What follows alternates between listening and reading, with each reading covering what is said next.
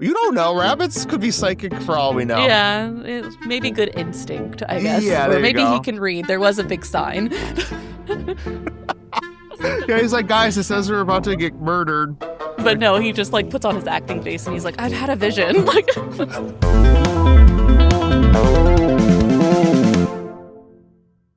Watership Down is a 1978 British animated adventure drama film written, produced, and directed by Martin Rosen, and based on the 1972 novel by Richard Adams. Fearing a prophecy of death and destruction, a small band of rabbits escape their doomed warren, braving predators and a brutal dictator to find safety in the English countryside. So, Alex. So, Stephanie. I feel like you're mad at me already. No. It's fine. I'm fine. Everything's fine. We're good. Okay. We're good. So I'm going to start this a little differently and defend my right to choose this. So I know this isn't technically a horror, but the way the story is told is very graphic and morbid for an animated film, arguably for children. For those who haven't seen it, it's this beautiful watercolor style animation reminiscent of old Disney movies met with this nearly National Geographic level of violence. But instead of cutting to let nature do what it's going to do and being like, oh, look at the cute little polar bear over here, we're just holding on that gore and suffering. And I believe I saw this movie at my daycare when I was really little. Yeah, but once the teacher saw the field of blood and the rabbits were making death threats, they were like, it's clear we better not do that. And I never finished it. Got it. Okay, that makes sense.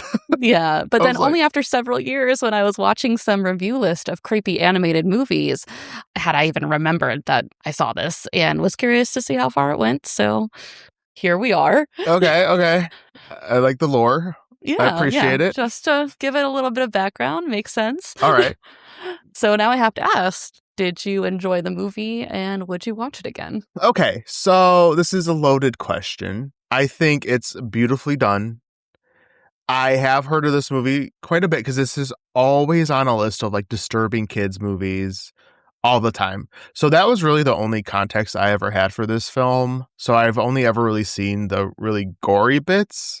I will say overall, it wasn't as bad as I thought it was going to be. However, seeing rabbits suffer like that throughout the entirety of the movie, and by suffer, I mean they leave their burrow and they're on their own. They're like trying to survive. And even in the moments where they're just like going from place to place, they just look so sad to me. And scared. Yeah. The first half, I think by the end, I was okay. But the first half, it just like ripped my heart out because I had rabbits growing up. I love rabbits. Funny enough, like sometimes people have like that one stuffed animal they had as a kid and it's like their most favorite cherished stuffed animal. Well, mine's a rabbit.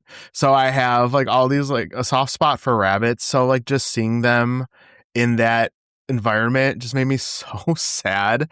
Yeah. And it's just a really good reminder of, everyone says like how beautiful nature is. Well, not really. It's kind of evil at times, yeah. It's not even evil, just it's kill or be killed kind of situation. So this movie, even though it's animated, is fairly realistic to me. And it was hard to watch.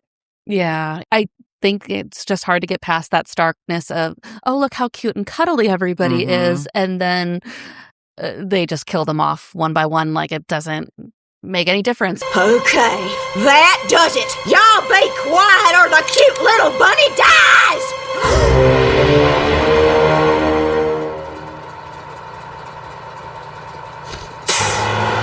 Dude, she always tries to quiet us down by threatening to kill that bunny, but I wonder if she ever would. Oh, she would, dude. She would. And I guess that's true of nature, but hard to grasp when you're watching the cute cuddly animals in cartoon form. Yeah, especially it is a kids movie. It's PG. So I think, learning that at such a young age, because again, even though they're cartoons, they are realistic looking for the most part.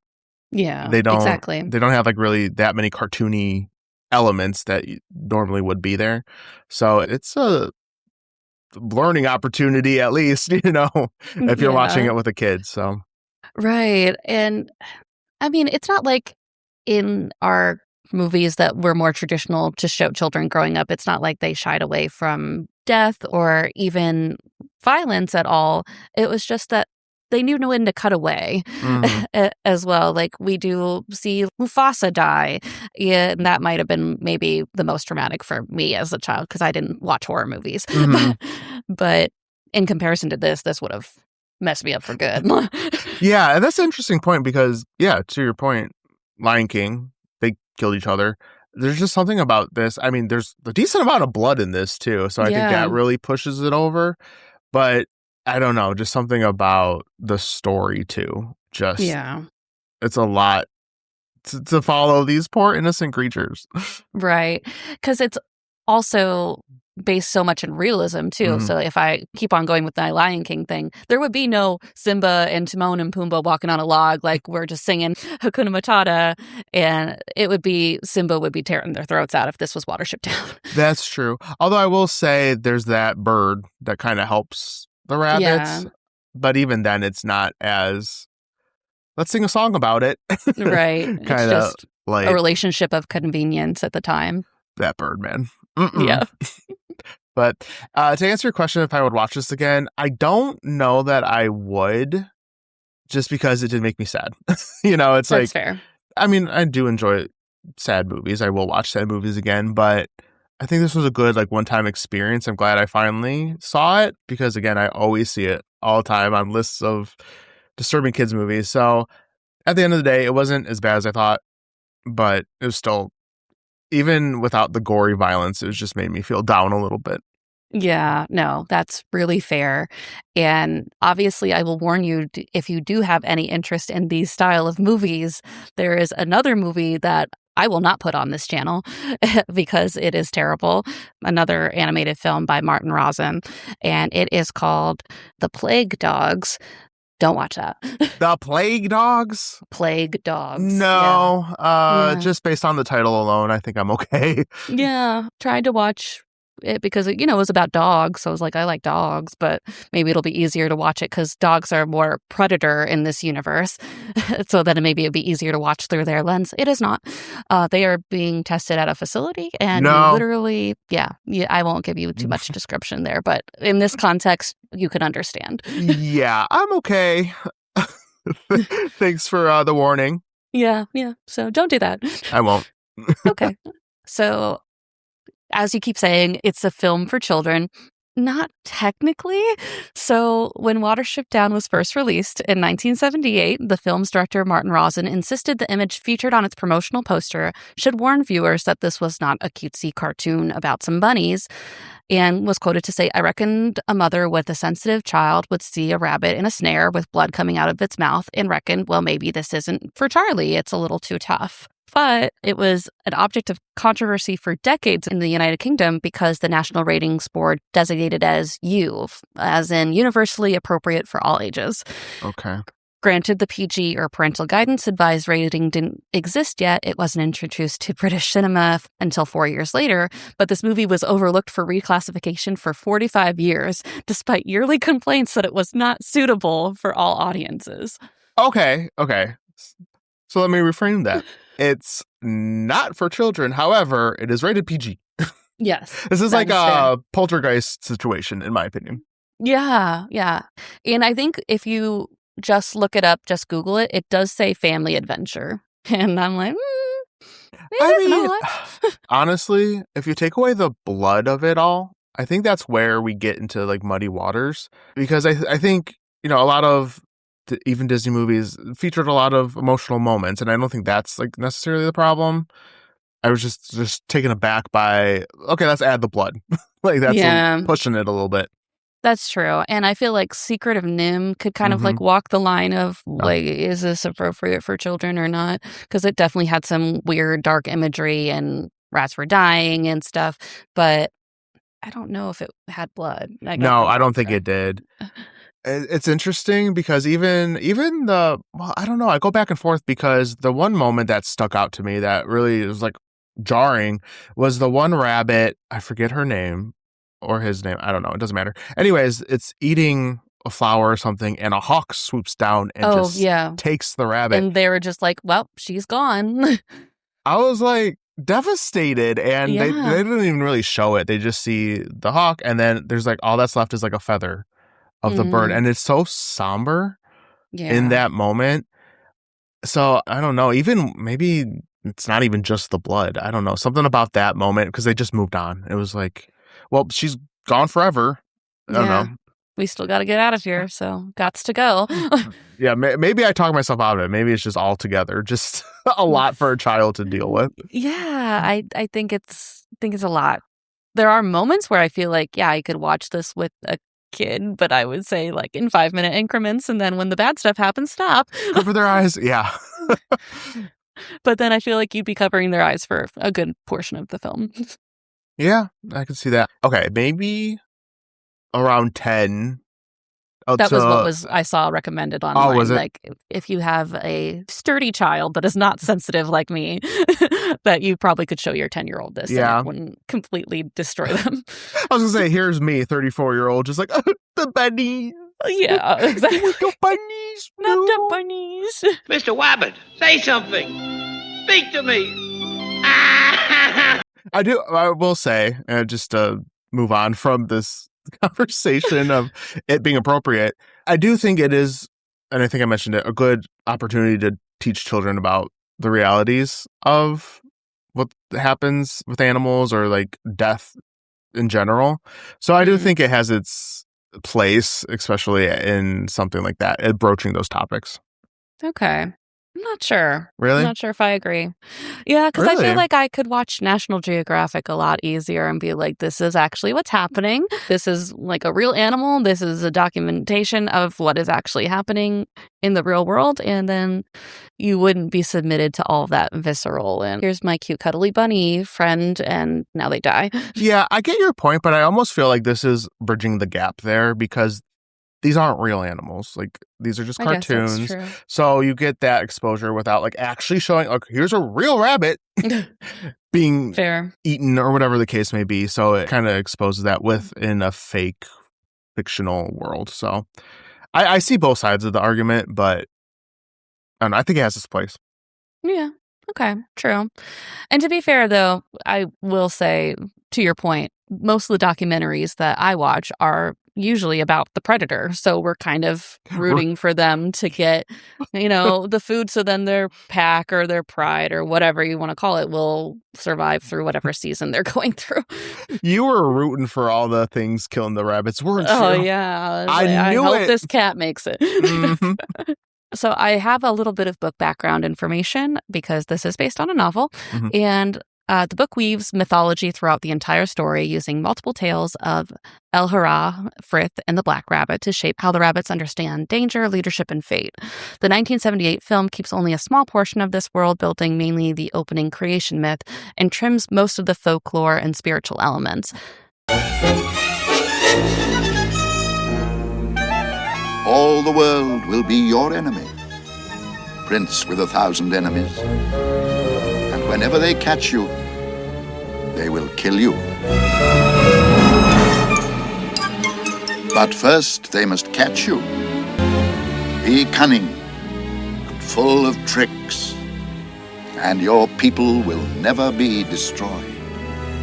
As a result, the mythology is a central cultural force in the novel, but more of a brief atmospheric touch in the movie. And I wasn't really getting what they were talking about in a couple of instances because they have this Lapine or rabbit language that they use.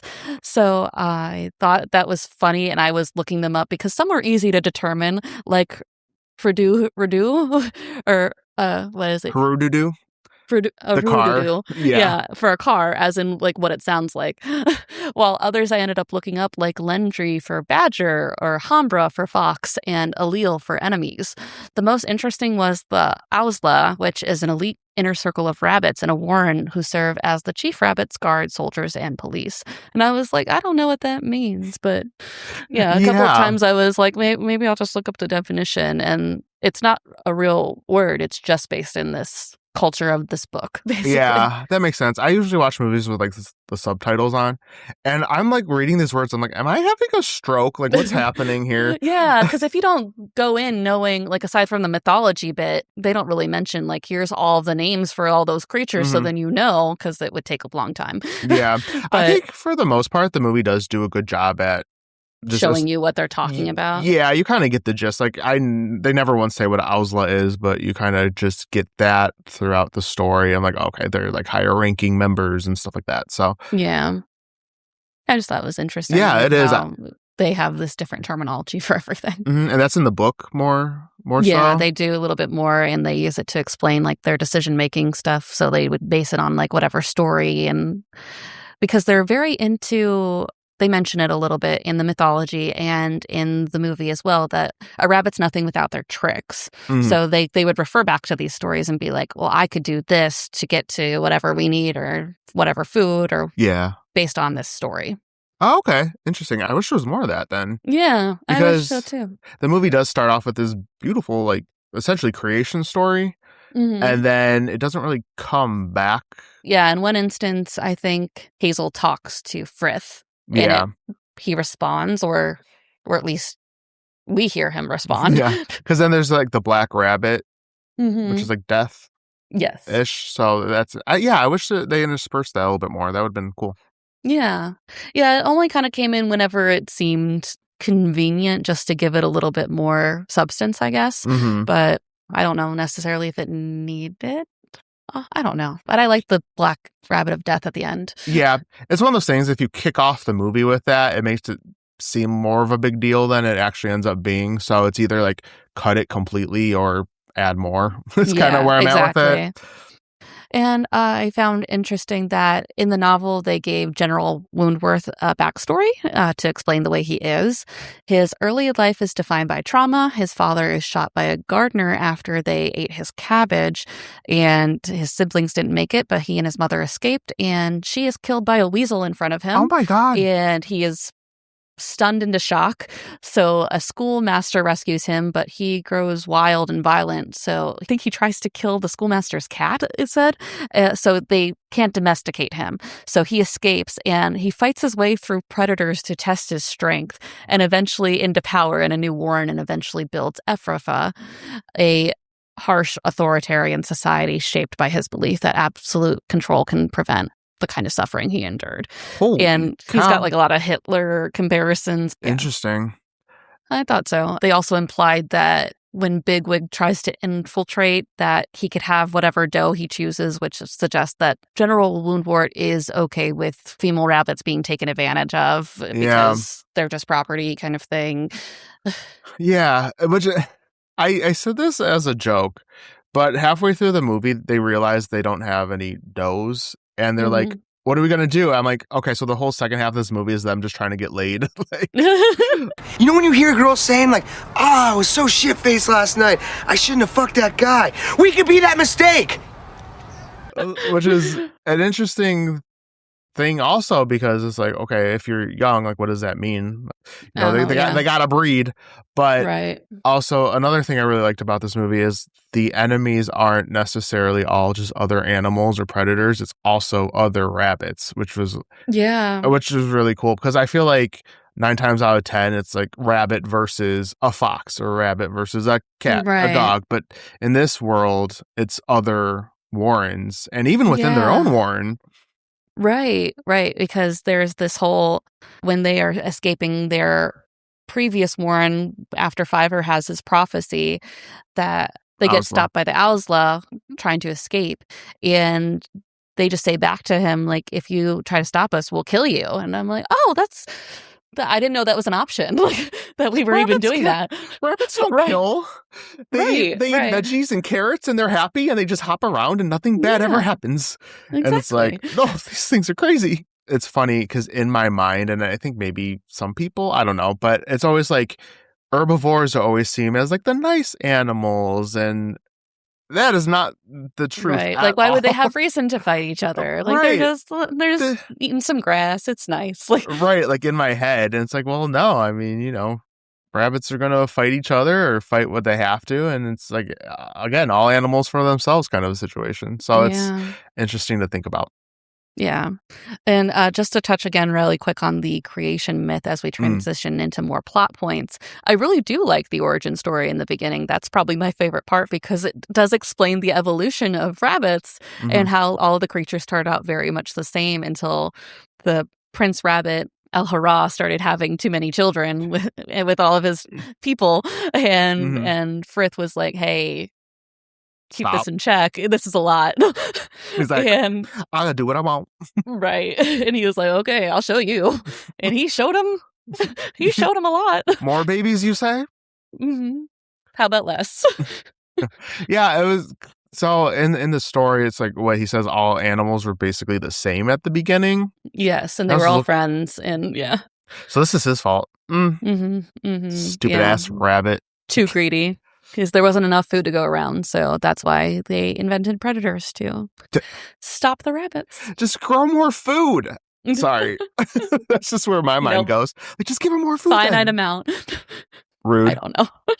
And I wanted to get a little into the snare warren, and I felt like I had to look up like what exactly was going on because they seemed so trippy and it was like a cult, I feel. Yeah, so many little secrets. Did you get any information on that? Yeah, so I just wanted to figure out why they were so into them eating their food, but then they weren't eating it. So I was like, is it poisoned? They talk about it's not poisoned, but then we see Bigwig get snared, and it's because they've kind of accepted their fate, that the farmer has rid the area of predators to keep his crops safe, but has set up the boundaries with snares. So even though he is feeding the rabbits, he will kill as many as he likes at any time. So they're okay with inviting new members because there's always going to be someone dying. And that's why they read that little poem of like being so accepting of death. Oh, okay. Yeah, I was very confused because it had a overwhelming feeling of something's wrong here, but I mean, we see the snares obviously, but the rabbits themselves seemed off, devious. Like, what's going on? But I mean, that makes sense that they were just like, well, we're going to die any second now. Yeah, we just come to terms with that. And even in the book too, it mentions that they don't really even believe in the myths of Frith and El-Hurrah. They've developed their own culture with verbal performance of these weird poems. Where are you going, stream? Far, far away. Take me with you, stream. Take me on your dark journey. Lord Frith, oh, take me far away to the hearts of light.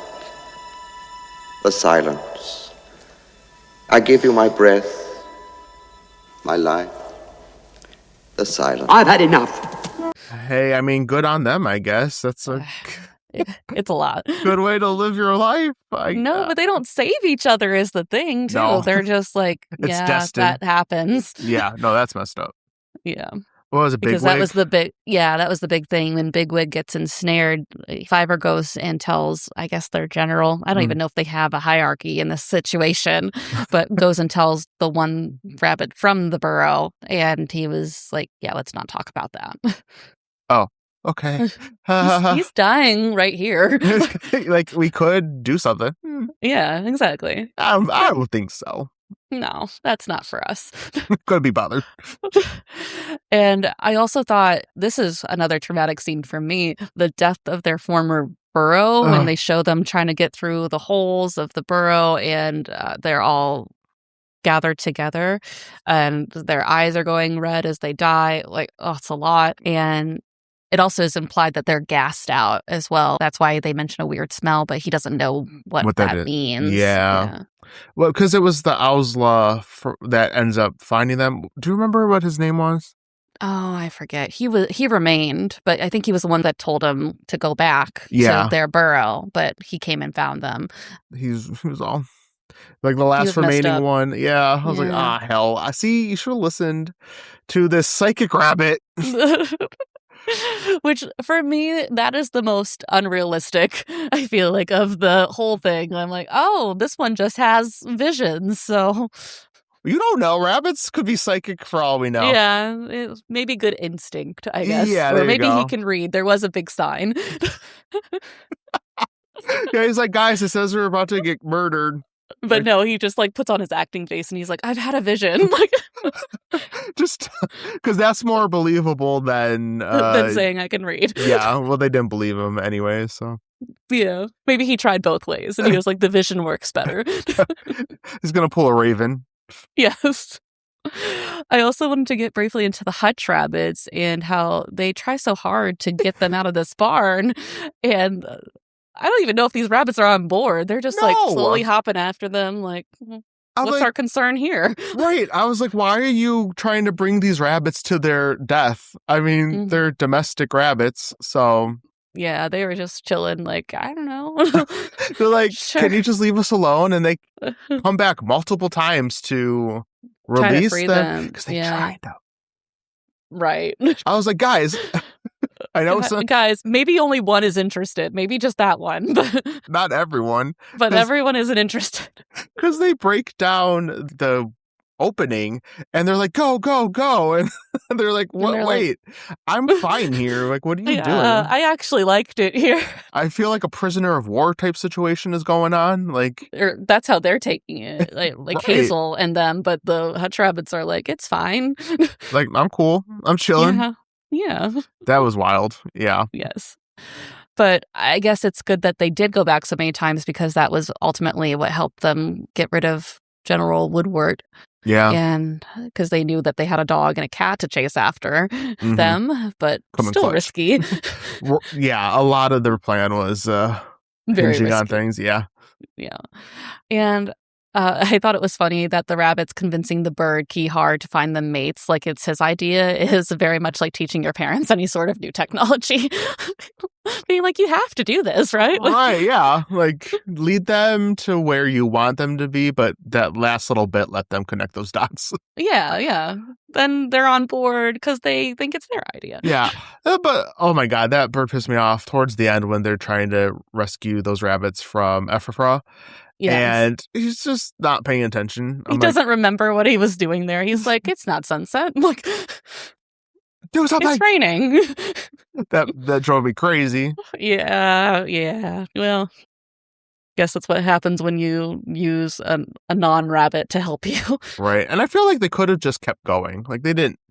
Yeah, I don't know why they needed him to guide him so badly, but maybe they just didn't have a quick enough general sense of direction to get to the river without him. But I'm I was like, like, well.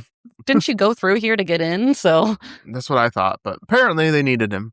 yeah. And then lastly, I did want to talk about the Black Rabbit of Death. And when I first watched this a couple of years ago, I thought the Black Rabbit was more or less something that they feared, but then they seem to generally accept it as long as it calls on them, you know, as long as he's polite. Yeah, the ending where he's just like, well, come with me.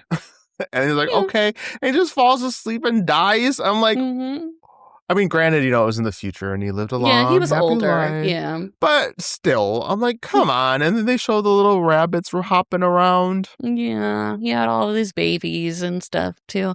I also kind of wanted to know what happened to Fiverr because Fiverr was the one that predicted it all. He's sort of the inciting force of this. I guess it doesn't matter because Hazel's the chief and like our main guy, but Fiverr's his brother and told him about it and all, started the whole thing. Y'all would be dead without him. Yeah. So But- can we have a little epilogue? Fuck off for that guy. Yeah, whatever.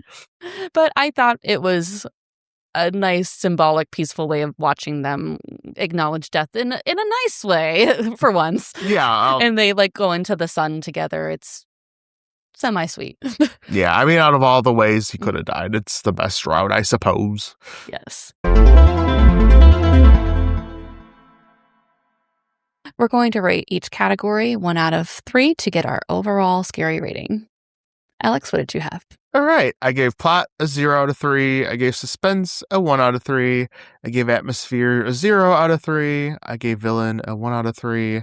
And I did not give it my extra special point for a total of 2 out of 13. Oh boy, that's a new low, I feel like. Well, here's the thing. I'm not afraid of the rabbits. Like, I'm not afraid of this. Like, 2 is honestly kind of high. I mean, there are some... Really? Okay. It's bunnies, Stephanie. I'm not scared at all. Honestly.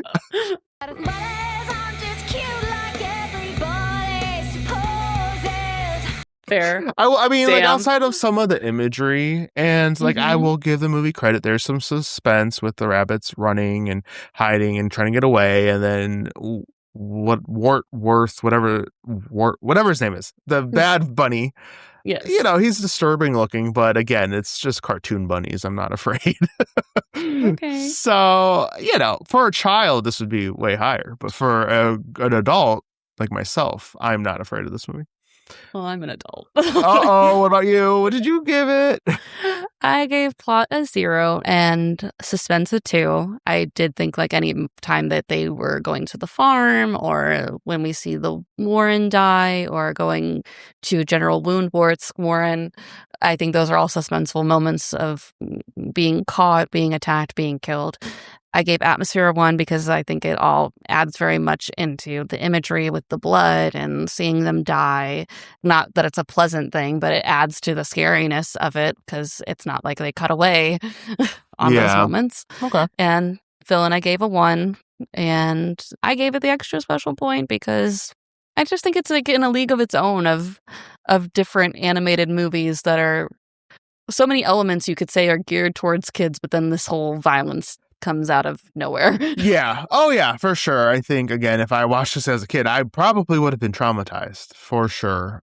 So I don't have any history with this movie. So watching it for the first time now, I'm like, okay, well, I just watched a bunch of rabbits being sad. Like, I'm not scared. I'm upset. I guess that's true. It's not like I'm worried that the rabbits are coming to attack me. I think it's just more or less, I find the situation upsetting. Oh, yeah, for sure. So I'm very much upset. Scary, I guess, for me sometimes. It's like, stress, upset. We covered Mother recently and, well, not as scary in a traditional sense, So it just really depends on what you kind of define. I honestly, if it gives you emotional reaction, enough for me. Okay, fair enough. Then I gave it a 5 out of 13. 5, okay. That's still pretty low. Yeah. All things considered. Because it is a bunny movie, but still sad times. It's sad. Yeah, if this was, okay, like, if we did a scale of sadness, it'd be a 13 out of 13. Yeah, for sure. We were all sad.